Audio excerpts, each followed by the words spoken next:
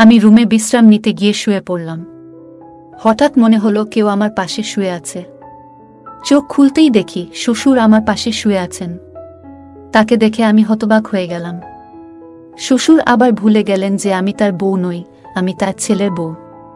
আমি তাড়াতাড়ি নিজেকে মুক্ত করে বললাম, আমি আম্মুজি নই। কিন্তু তিনি নিজের আবেগে মগ্ন ছিলেন। এত বয়সে এসে তার এই উত্তেজনা দেখে আমি হতবাক হয়ে গেলাম। তারপর তিনি আমার হাত ধরে টেনে নিলেন। তারপর শ্বশুর বললেন, আমি তোমার সৌন্দর্য দেখে মুগ্ধ হয়েছি। বুঝলাম তিনি ভুলে গেছেন তিনি কার সাথে আছেন। তারপর আমার সাথে যা হলো তা কখনো কল্পনাই করতে পারিনি। আমার নাম লায়লা। আমি অনেক সুন্দর দেখতে, শরীরের গঠন আর নাই বা বললাম। একটু স্বাস্থ্যবান হওয়ায় আমাকে নাকি আরও বেশি সুন্দর লাগে, এটা সবাই বলতো। আমার গল্পগুলো তোমরা শুনো কিন্তু সাবস্ক্রাইব করো না। দয়া করে গল্পগুলো ভালো লাগলে ভিডিওটি লাইক, শেয়ার এবং চ্যানেলটি সাবস্ক্রাইব করো প্লিজ। আমার স্বামী বাইরে কাজ করতেন এবং বাড়ি ফিরে বিশ্রাম নিতেন। গত কয়েকদিন ধরে গৃহস্থালির কাজের চাপে আমি খুব ক্লান্ত ছিলাম। আমরা নববিবাহিত আর আমার স্বামী সদ্য চাকরি পেয়েছেন। তিনি আমাকে তার সাথে বাইরে থাকার জন্য নিয়ে যেতে চেয়েছিলেন, কিন্তু বিয়ের খরচের কারণে আমি তাকে বলেছিলাম স্থায়ী হওয়ার পরে যেন আমাকে নিয়ে যায়। আমার স্বামী কাজে চলে যাওয়ায় আমাদের পরিবারও তাকে ছেড়ে চলে যেতে হয়েছিল। শ্বশুরবাড়ির সবাই অন্য শহরে থাকতেন। এই বাড়িটি আমার স্বামীর নামে ছিল এবং আমাদের বিয়ের পর আমরা এটি কিনেছিলাম। বিয়ের 1 সপ্তাহ পরে শ্বশুর শাশুড়ি আমাদের বাড়ি ছেড়ে চলে যান। আজ আমার স্বামী বাইরে আর আমি একা। তিনি তার বাবা মাকে আমাদের বাড়িতে রেখেছিলেন যাতে তারা আমার সাথে থাকতে পারে। ক্লান্ত হয়ে রেল স্টেশন থেকে ফিরে আমি রুমে বিশ্রাম নিতে গিয়ে শুয়ে পড়লাম। হঠাৎ মনে হলো কেউ আমার পাশে শুয়ে আছে। আমার আতঙ্কে চোখ খুলতেই দেখি শ্বশুর আমার পাশে শুয়ে আছেন। তাকে দেখে আমি হতবাক হয়ে গেলাম।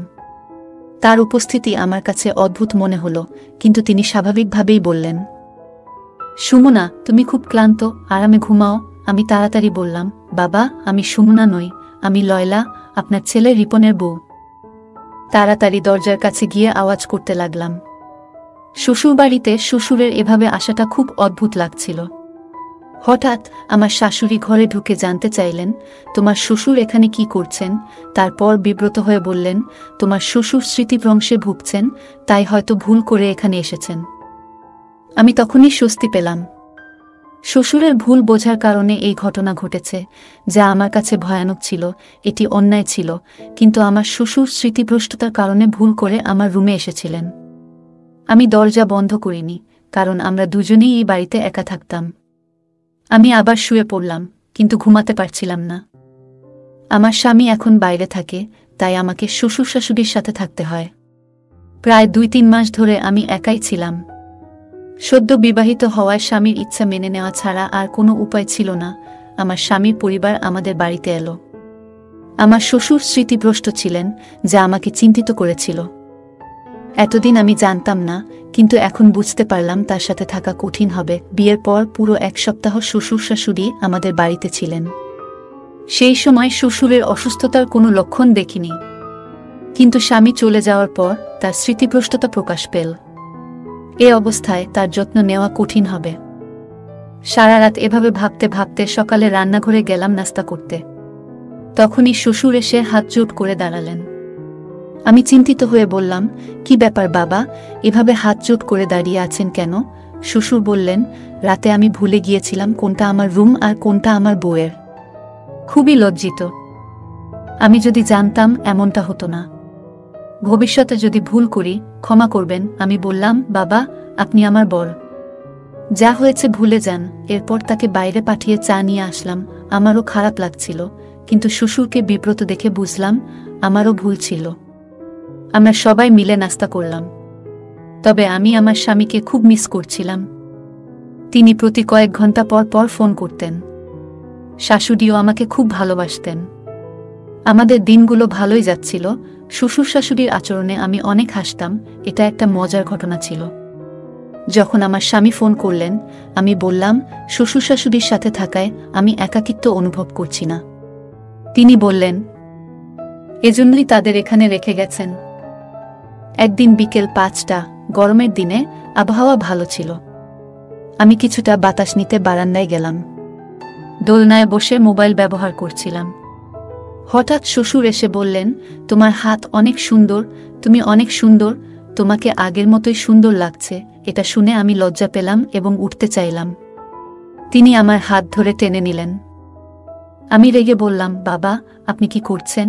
তিনি হেসে বললেন, লায়লা, আমি তোমার সাথে রোমান্স করব না? তোমার সৌন্দর্য দেখে মুগ্ধ হয়েছি। বুঝলাম তিনি ভুলে গেছেন তিনি কার সাথে আছেন। শ্বশুর আবার ভুলে গেলেন যে আমি তার বউ নই, আমি তার ছেলের বউ। আমি তাড়াতাড়ি নিজেকে মুক্ত করে বললাম, আমি আম্মু জি নই। কিন্তু তিনি নিজের আবেগে মগ্ন ছিলেন। এত বয়সে এসে তার এই উত্তেজনা দেখে আমি হতবাক হয়ে গেলাম। এই সময় মা ঠান্ডা হাওয়া খেতে খেতে বারান্দায় এসে জিজ্ঞেস করলেন, কি ব্যাপার, কোনো সমস্যা আছে? আমি উত্তর দেওয়ার আগেই মা শ্বশুরের হাত ধরে তাকে ছাদ থেকে নামিয়ে নিলেন। তিনি বললেন, শ্বশুরের দিনে কয়েকবার এমন খিঁচুনি হয়। পরের দিন রিপন ফোন করল। আমি তাকে বিষয়টি বলতে চাইলাম, কিন্তু মা এসে বললেন, তুমি তোমার বাবার কর্মকাণ্ডের কথা বলো। শ্বশুর জানতেন যে আমার স্বামী প্রতিদিন সন্ধ্যা 4টায় ফোন করে। শ্বশুর মোবাইল নিয়ে আসলেন এবং রিপনের সাথে কথা বলার সময় তাকে কথোপকথনে জড়িয়ে ফেললেন। অনেকক্ষণ পর যখন শ্বশুর ফিরলেন, তখন আমি রিপনের সাথে কথা বলার সুযোগ পেলাম না। মা বললেন, কেন কল কেটে দিল? এরপর বললেন, রিপনের একটি গুরুত্বপূর্ণ মিটিং আছে, রাতে ফোন করবে, তখন কথা বলো। সারা রাত অপেক্ষা করেও রিপনের কল পেলাম না। আমার শাশুড়ি পাশে বসে টিভি দেখছিলেন। তিনি বললেন, বৌমা, তোমার বাবার কাজের সঙ্গে রিপন এর কোনো সম্পর্ক নেই। দয়া করে তাকে এ বিষয়ে কিছু বলো না, নইলে সে টেনশনে পড়ে যাবে। আমি সময় মতো ওষুধ দিচ্ছি, তোমার বাবা তাড়াতাড়ি সুস্থ হয়ে উঠবে। আমি বিভ্রান্ত হয়ে মায়ের দিকে তাকালাম। তিনি বললেন, আমরা অনেক বছর ধরে বড় ছেলে ও পুত্রবধূর সঙ্গে থাকছিলাম। ওরা আমাদের খুব কষ্ট দিত, তাই রিপন যখন আমাদের এখানে থাকতে বলল, আমরা খুশি হলাম। তোমার বাবা সিঁড়ি থেকে পড়ে গুরুতর চোট পেয়েছিলেন। এরপর থেকে আমাদের বড় ছেলে ও মেয়ের জামাই আমাদের বাড়ি থেকে বের করে দিতে চেয়েছিল।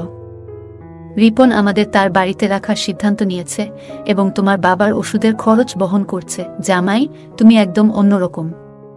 তোমার বাবার ওষুধের খরচ বহন করছে এবং এখন সে এখানে এসে আমাদের সাহায্য করেছে। এখানে বসবাস করে আমি স্বস্তি পাচ্ছি।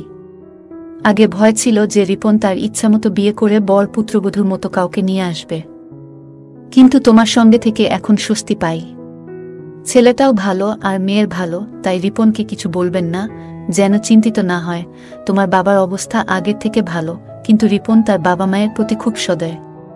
তিনি আমাদের সমস্যার সমাধানের জন্য আমাদেরকে তার বাড়িতে নিয়ে এসেছেন। যদি বলো তোমার বাবার খিঁচুনি আছে, রিপন কষ্ট পাবে এবং হয়রানি করবে। আমাদের সে ছাড়া আর কোনো সাপোর্ট নেই। আমরা ছোট ছেলের বাড়ি থেকে বের হলে কোথায় যাব? শ্বশুর শাশুড়িকে এই বৃদ্ধ বয়সে কোথায় নিয়ে যাব? মায়ের কথা শুনে মন ভেঙে যায়। বড় ছেলে ও পুত্রবধূর অবহেলার কারণে শ্বশুর শাশুড়ি তাদের বাড়ি ছেড়ে চলে এলেন।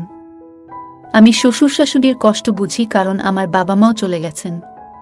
রিপনের বাবা মায়ের প্রতি ভালোবাসা দেখে খুব খুশি হই। শ্বশুরের নানা কাজ আমাকে দুশ্চিন্তায় ফেলত। কখনো তিনি আমার কাছে আসতেন, কখনো কোলে নিয়ে যেতেন, কখনো প্রশংসা করতেন, যা আপত্তিকর মনে হতো। তিনি আমাকে নিবিড়ভাবে তাকিয়ে দেখতেন, আমার ঘরে প্রবেশ করার চেষ্টা করতেন, আর আমাকে তার স্ত্রী মনে করে অদ্ভুত কাজ করতেন। মাও আমাকে নিষেধ করলেন, তাই আমি মাকে জিজ্ঞেস করলাম, বাবাজি কি ওষুধ খাবেন? পাপাজির স্মৃতিভ্রংশতা বেড়েই চলেছে। সবচেয়ে কষ্টের বিষয় ছিল শ্বশুরমশাই শুধু তার স্ত্রীর ব্যাপারে ভুলে যেতেন, বাকি সবকিছু মনে রাখতেন। অনেক সময় ইচ্ছাকৃতভাবে তার ব্যক্তিগত জিনিস লুকিয়ে রাখতাম, কিন্তু তুচ্ছ জিনিসও তিনি মনে রাখতেন। তিনি শুধু আম্মুকে ভুলে যেতেন, আমাকে মা ভাবতেন না। মনে হতো তিনি স্মৃতিভ্রষ্টতায় ভুগছেন না। যদি ইচ্ছাকৃতভাবে করতেন, তবে তাকে সহ্য করতাম না। স্বামীর চলে যাওয়ার পরে 3 মাস অনেক কষ্টে শ্বশুর শাশুড়ির সাথে কাটিয়েছি।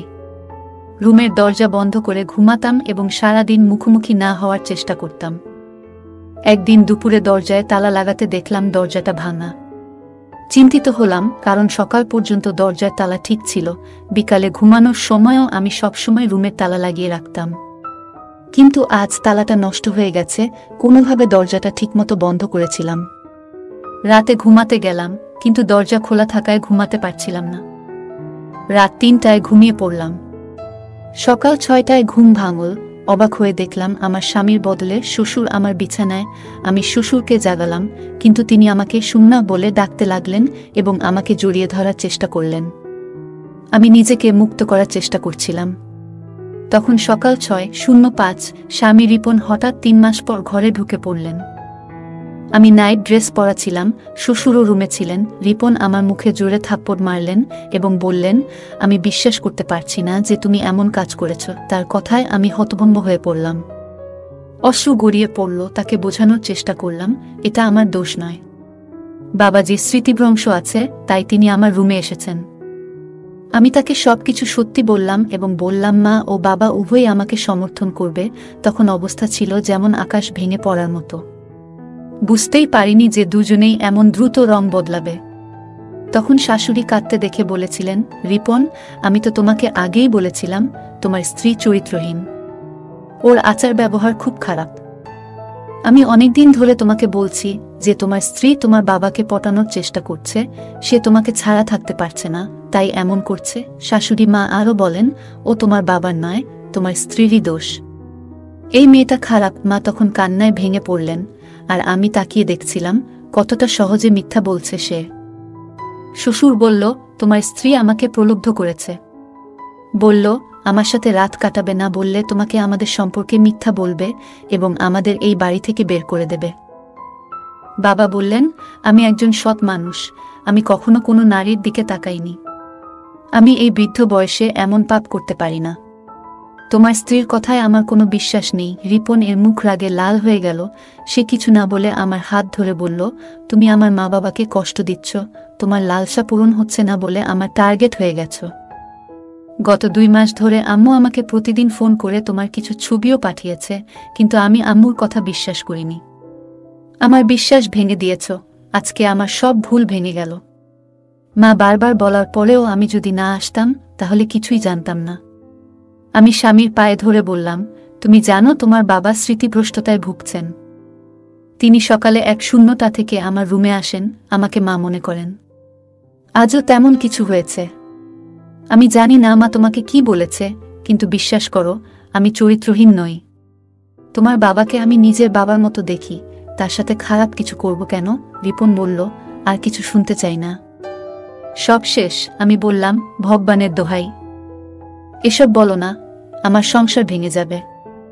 আমি মা বাবাকে অনুরোধ করেছি সত্যি বলার জন্য, কিন্তু কেউ কিছু বলল না। তিনি বললেন, আমি এমন কিছু করছি না, আমার স্বামীকে প্রতারণা করিনি। তোমার বাবার সাথে সম্পর্ক থাকা মানে আরও লোকের সাথেও সম্পর্ক থাকতে পারে। আমি কখনোই তোমাকে বোকা বানাইনি। আমার স্বামী বলল, তুমি বারবার বোকা বানানোর চেষ্টা করছো। আমি আর বোকা হব না। বাবার মিথ্যা কথা বলার রোগ নেই। রিপন চুপচাপ ছিল। তারপর বলল, তুমি এখান থেকে চলে যাও। স্বামী আমাকে ধাক্কা দিয়ে বাড়ি থেকে বের করল। আমি মাথা ঘুরে পড়ে গেলাম। জ্ঞান ফিরলে দেখি আমি হাসপাতালের বিছানায়। আমার বিধবা বোন পাশে বসেছিল। স্বামীর সাথে সুখ না পেয়ে বোনের দুঃখ ভাগ করে নিচ্ছিলাম। আমার বোন আমাকে বলল, তুমি কি করেছ? আমি বললাম, কিছু না। বোন বলল, আমি সব জানি। শ্বশুর শাশুড়ি তোমার বিরুদ্ধে ষড়যন্ত্র করেছে। তুমি কান্না থামাও, তারপর সব খুলে বলো। আমি সব খুলে বললাম আমার বোনকে। সব শুনে সে বলল, তুমি এতটা বোকা কেন হলে? এতদিন চুপ করে সহ্য করলে কেন? তোমার স্বামীকে বললে না কেন? তোমার শ্বশুরবাড়ির লোকেরা কেন এমনটা করছে? আমি জানতাম না কি করতে হবে। রিপন আমাকে বাড়ি থেকে বের করে দিয়েছে। দিদি বলল, এমন লোকের সাথে থাকার কোনো মানে নেই যে তোমাকে বিশ্বাস করে না। তোমার শাশুড়িও খারাপ ব্যবহার করেছে। প্রায় 1 সপ্তাহ পর রিপন ডিভোর্স পেপার পাঠাল। আমি জানতে চাইলাম আমার শ্বশুর শাশুড়ি কেন এমন করছে। আমি আমার ছোটবেলার বন্ধুকে বললাম, সত্যিটা জানার জন্য শ্বশুরবাড়িতে যে কাজের মেয়ে হিসেবে ঢুকে সব দেখে আসো। সে রাজি হলো। পরের দিন সে কাজের মেয়ে হিসেবে শ্বশুরবাড়িতে ঢুকল। আমার শাশুড়ি তখন একা ছিল এবং তাকে সাহায্য করার জন্য কাউকে খুঁজছিল। বন্ধুটি বলল, সে সব কাজ করবে। কাজের মেয়েটি আমার শ্বশুরবাড়িতে ঢুকে সবার আস্থা অর্জন করে এবং ঘরের সব খবর রাখতে শুরু করল। সে জানতে পারল যে আমার স্বামী এখন আর বাইরে কাজ করেন না, বরং একই শহরে আছেন। 2 শূন্য দিন কেটে গেল। আর আমার বন্ধু সব শোনার পর শ্বশুরবাড়ির সব কথাবার্তা আমাকে জানাল। আমি বুঝতে পারলাম আমার সঙ্গে খারাপ আচরণের কারণ হলো আমার স্বামীর বড় ভাইয়ের বউয়ের কঠোর স্বভাব। শাশুড়ি বললেন বড় ছেলের স্ত্রী খুব খারাপ এবং লোভী ছিল, আর আমার শ্বশুর শাশুড়ির উপর অনেক অত্যাচার করেছে। শ্বশুর মশাই অনেক কিছু জানলেও তার ছেলে কিছু বলেনি। আমার স্বামী ছিল আলাদা। তিনি শহরে থাকতেন এবং নিজের উপার্জিত অর্থে আলাদা বাড়ি কিনেছিলেন। পরে বাইরে কাজ করতে গিয়েছিলেন। শ্বশুর মশাই যখন বুঝলেন যে ছোট ছেলে অনেক উন্নতি করেছে, তখন শ্বশুরবাড়ির লোকজনকে বললেন কোনোভাবে আমার ছোট ছেলের বাড়িতে ঢুকে তার বউকে বের করে দাও, আর তারপর আমাদের সেখানে নিয়ে যাও। এভাবেই তারা আমার বিরুদ্ধে ষড়যন্ত্র শুরু করল। তারা আমাকে দোষারোপ করে সমাজে অপদস্থ করার পরিকল্পনা করল। তাদের লক্ষ্য ছিল আমার স্বামীকে প্রভাবিত করে বাড়িটি তাদের নামে করিয়ে নেওয়া। বড় ভাইয়ের বউ এবং ভগ্নিপতি খুব লোভী হয়ে পড়েছিল এবং তারা এই বাড়ি নিজেদের নিয়ন্ত্রণে নিতে চেয়েছিল। তবে তারা জানত না সম্পত্তি হস্তান্তর এত সহজ নয়। আমার দৃঢ় বিশ্বাস ছিল একদিন না একদিন তাদের সত্য প্রকাশ পাবে। শ্বশুর শাশুড়ি যা করছিলেন তা বড় ছেলের বউয়ের নির্দেশে হচ্ছিল। শ্বশুর শাশুড়ি ভয়ে ছিলেন, আর বড় বউ তার স্বামীকে এই পথে টেনে নিয়ে এসেছিলেন। এরপর শ্বশুর শাশুড়ি আমার বিরুদ্ধে নানা ষড়যন্ত্র শুরু করেন। তাদের উদ্দেশ্য ছিল আমাকে শারীরিক ও মানসিকভাবে দুর্বল করে ব্ল্যাকমেইল করা, যাতে বাড়ির কাগজপত্র তারা হাতিয়ে নিতে পারে। শ্বশুর মশাই প্রমাণ সংগ্রহ করছিলেন আমাকে ফাঁদে ফেলার জন্য। তারা চেয়েছিলেন আমার স্বামী আমাকে বিশ্বাস না করে বাড়ি থেকে বের করে দিক, যাতে ছোট ছেলের বাড়ি রক্ষা করতে পারেন। শাশুড়ি আমার ভিডিও আমার স্বামীর কাছে পাঠিয়েছিলেন আমাকে অপদস্থ করতে। শেষে তারা আমার ভিডিও ব্যবহার করে আমাকে ব্ল্যাকমেইল করার চেষ্টা করল, কিন্তু আমার স্বামী সত্য জানতে পেরে তাদের ফাঁদে পা দেয়নি। সব বলে ছেলের বাড়ি বাঁচিয়েছে, কিন্তু এখন আমার স্বামীর প্রতি বিশ্বাস উঠে গেছে। আমি আর ফিরে যেতে চাই না। সত্য কখনো লুকিয়ে থাকে না। আমি জানি একদিন না একদিন আমার স্বামী এসে ক্ষমা চাইবে। আমার শ্বশুর শাশুড়ি সব শুনে কেঁদে বললেন আমরা বড় ছেলের স্বার্থে ছোট ছেলের সঙ্গে অনেক অন্যায় করেছি। কিছুদিন পর আমার শ্বশুর তার ছেলে রিপনকে পুরো সত্য বললেন, কিভাবে বড় ভাই এবং তার বউ তাকে হয়রান করত। 1 মাস পর আমার স্বামী এসে ক্ষমা চাইল, যদিও আমাদের ডিভোর্স হয়ে গিয়েছিল। সে বলল তোমার বোন যা বলেছিল তা সত্যি, তুমি আমাদের বাড়িতে ফেরত এসো। সম্পর্ক শেষ হয়ে গেছে, কারণ বাবা মা সবকিছু বলেছে। পুলিশও বড় ভাইকে গ্রেপ্তার করেছে। শ্বশুর শাশুড়িও পুলিশের কাছে পুরো সত্য বলেছে। আমার স্বামী বলল প্লিজ লায়লা, আমার সঙ্গে এসো, তোমার নামে বাড়িটা লিখে দেব। শ্বশুর শাশুড়িও এসে ক্ষমা চাইলেন, কিন্তু আমি তাদের ক্ষমা করতে রাজি ছিলাম না। আমার বোন বলল এখন ওরা বুঝে গেছে, আর ভুল করবে না। তোমার স্বামী তোমার নামে বাড়ি লিখে দিচ্ছে, এর চেয়ে বড় প্রমাণ আর কিছু হতে পারে না। চলো চুপচাপ ফিরে যাও। আমি বোনের কথায় রাজি হলাম। তার বড় ভাই আর তার বউ গ্রেপ্তার হলো এবং স্বামীও বাড়ি ছেড়ে চলে গেল। শ্বশুর শাশুড়ি এখন একাই থাকে। আমার স্বামী এখন একই শহরে কাজ করছেন। আমাকে একা রেখে কোথাও যান না। সব ঠিক হয়ে গেছে। আমার বন্ধুর শ্বশুর বাড়িতে কাজ করে। শ্বশুর শাশুড়ি সব সত্য বলেছে। আমার জীবন এখন ভালো চলছে এবং আমি খুব খুশি। স্বামীর ইচ্ছায় বাড়িটা আমার নামে হয়েছে। গল্পটা কেমন লাগলো জানাতে ভুলবে না। আরও মজার মজার রোমান্টিক গল্প শুনতে চাইলে ভিডিওটি লাইক, শেয়ার এবং চ্যানেলটি সাবস্ক্রাইব করতে এবং বেল আইকনটি টিপতে ভুলবে না। ধন্যবাদ।